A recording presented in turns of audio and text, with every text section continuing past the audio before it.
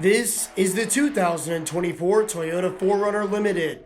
If you're in the market for a new SUV, then the 4Runner Limited is what you need. It has four-wheel drive capabilities and a sunroof, as well as Toyota's Safety Sense 2.5 features like blind spot monitor and lane departure alert. Plus, it has a towing capacity of 5,000 pounds. This 4Runner is the best blend of muscle and luxury that you can find in an SUV. Today, we're taking Brenden Stanko for a ride. The 6'1" center is in his first season with Roanoke, and the Howell, Michigan native has 11 goals, 19 assists, and a +7 rating in 34 games this season for the Dawgs. Brenden, how's it going, man? How's it going, Mitch? I'm Mitch Stewart, and this is Driving with the Dawgs.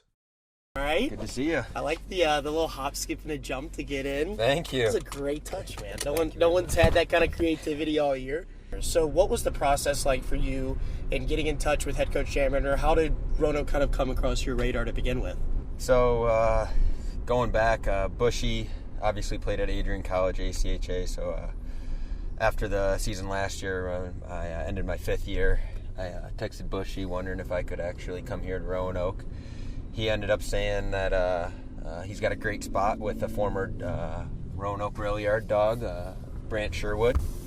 So I ended up going there for the remaining of the season last year, and then I ended up going back this year. And then about 2 days after Thanksgiving, Dan gave me the call and said, how would you like to be a dog? And rest is history. Rest is history, and it's been a great start to your career in Roanoke. But I want to bring it back to Binghamton because you really had a great start to your year there. This year, you were the Rookie of the Month there, the first month of the year. You put up really good numbers there as well at the end of last season.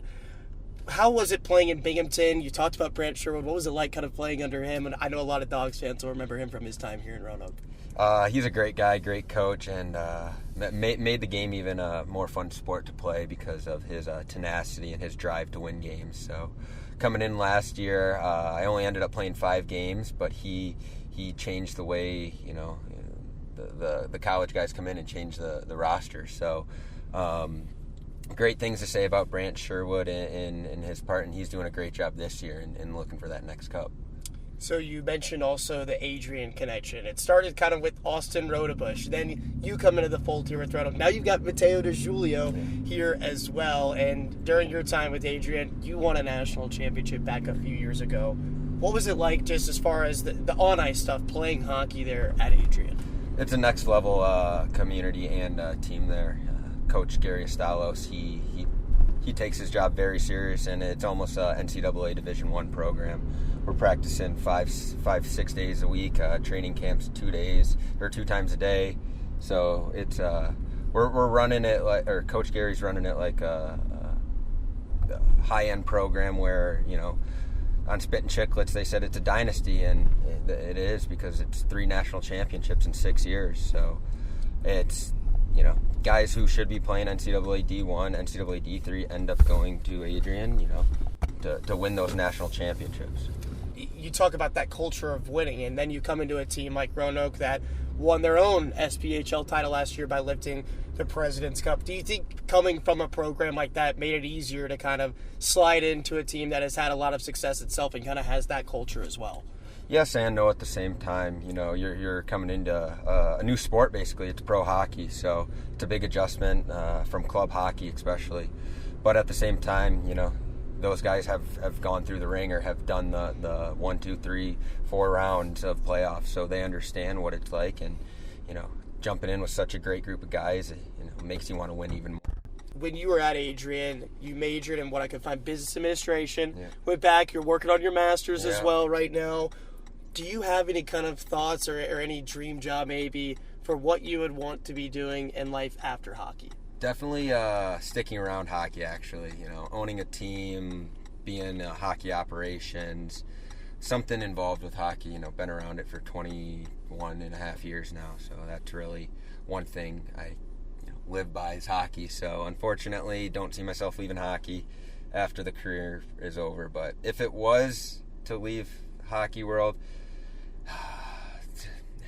something where I'm the boss and less hours for me, more hours for others. So.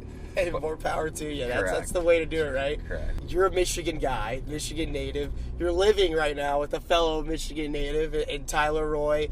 Is there kind of that extra connection there for you guys since you live maybe, fairly close to one another? And what's it been like living with T-Roy this year? So Tyler and I actually played hockey growing up together back when I actually played double-A hockey. My dad was actually the coach, and T-Roy brings it up how, back then playing double-A hockey, the pro isn't on your mind. It's, getting to college. And we joke around how my dad, says, like, you're not getting pro hockey out of this. It's just, here for the fun. 15 years later, we're ending up on the same pro team. So it comes full circle, and, you laugh at it. And because we ended up not playing on the same team the year after. We went our separate ways. So we only knew each other in the locker room for 2-3 years, and now, he's my roommate. So nothing bad to say about T-Roy. Great guy. Love to have him around, and always the best goalie after practice too when we're shooting on him. So if you were to give the scouting report on Brenden Stanko, the game notes on what to expect from watching Brenden Stanko play, what would you tell to someone who's maybe never watched you play before? Oh man, it comes and goes, but that flashy goal scorer, when it's needed, he'll be in the good spots, but also in on the forechecks can be that hard F1, also that F2 coming in and find the pucks.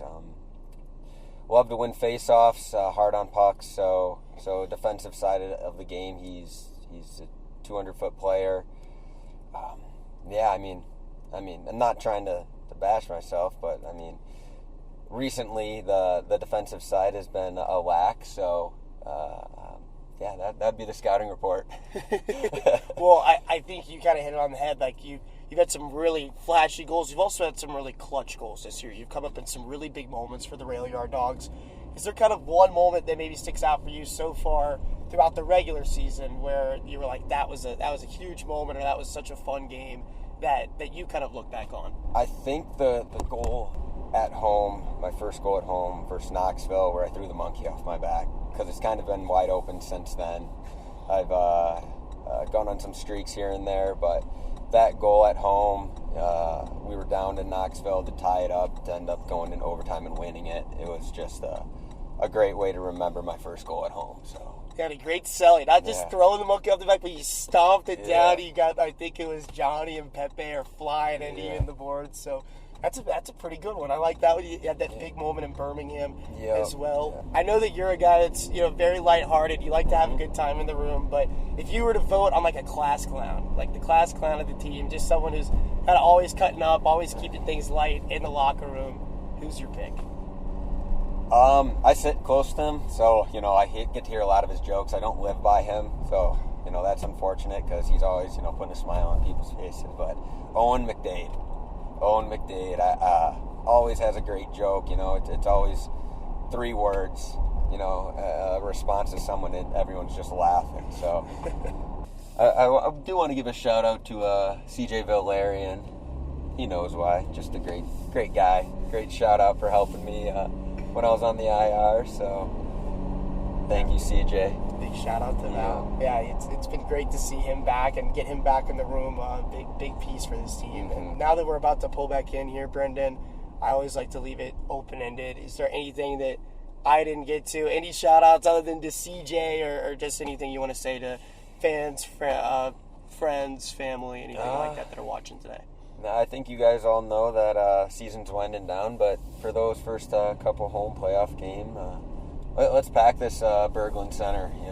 We've had a couple high nights around 7-4, 7-2, but let's get it up there around 8. Let's pack this barn and bring that cup back to Roanoke like you all deserve, and go from there. Well, man, great stuff as always. I appreciate your time today, Brenden. Good luck to you the rest of the way, buddy. Thank you very much, Mitchell. Driving with the Dawgs is sponsored by Haley Toyota, the official ride of your Rail Yard Dawgs. Visit Haley Toyota online at HaleyHasItForLess.com and stay tuned for more episodes coming soon.